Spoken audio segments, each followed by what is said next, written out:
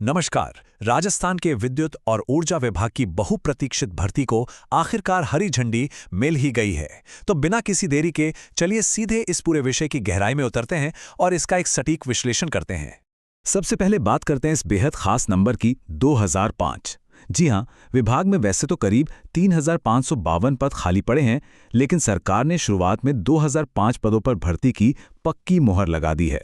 और मजे की बात तो यह है कि जैसे जैसे ये प्रक्रिया आगे बढ़ेगी, इन पदों की संख्या में और इजाफा होने की पूरी संभावना है। आज के इस चर्चा में हम मुख्य रूप से 5 बातों पर गौर करेंगे। बड़ी मंजूरी, रिक्तियों का सटीक विश्लेषण, नॉन सीटी का बहुत बड़ा फायदा, परीक्षा का पैटर्न और आखिर में वो सबसे अहम फैक्टर जो चयन तय करेगा। तो चलिए पहले बिंदु की तरफ बढ़ते हैं, द बिग अप्रूवल यानी बड़ी मंजूरी। अब आते हैं दूसरे और बहुत ही महत्वपूर्ण हिस्से पर, रिक्तियों का विश्लेषण। इन आंकड़ों पर नजर डालें तो स्थिति एकदम शीशे की तरह साफ हो जाती है।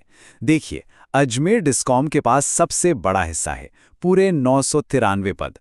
इसके ठीक पीछे जयपुर में 593 और जोधपुर में 448 पदों की जगह है। साथ ही उत्पादन निगम में 308 और प्रसारण निगम में 263 पद हैं। मतलब अगर ध्यान से देखा जाए तो पूरे राज्य में शानदार अफसरों की कोई कमी नहीं है। अब सवाल उठता है कि लक्ष्य किन पदों को बनाना है। तो मुख्य रूप से कनिष्ठ अभियंता, कनिष्ठ लेखाकार और वाणिज्यिक सहायक के पद रडार पर रहेंगे। बस एक छोटी सी रणनीतिक बात ध्यान में रखनी है कि पोस्टिंग उसी डिस्कॉम के जिलों में मिलेगी जिसके लिए आवेदन किया जाएगा। अब रुक करते हैं तीसरे बिंदु का, जो शायद सबसे बड़ी राहत की खबर है, नॉन सीईटी का फायदा। सच कहें तो ये किसी जैकपॉट से कम नहीं है। 2026 के इस भर्ती चक्र के लिए कॉमन एलिजिबिलिटी टेस्ट यानी सीईटी देने की कोई भी जरूरत नहीं है। बिल्कुल सही सुना, एक बहुत बड़ी शुरुआती रुकावट अब रास्ते से पूरी तरह हट चुकी है। इसका सीधा सा मतलब है कि अब सारा का सारा फोकस बिना किसी भटकाव के सीधे मुख्य परीक्षा और विभागीय योग्यताओं पर लगाया जा सकता है।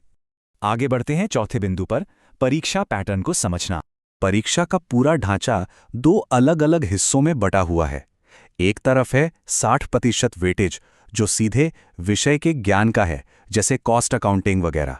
यह ज्यादातर उम्मीदवारों का अपना कंफर्ट जोन होता है। लेकिन असली खेल दूसरी तरफ है। 40% वेटेज सामान्य ज्ञान, गणित और विज्ञान का है। और यही वो हिस्सा है जो पूरी परीक्षा की दिशा बदल कर रख देगा।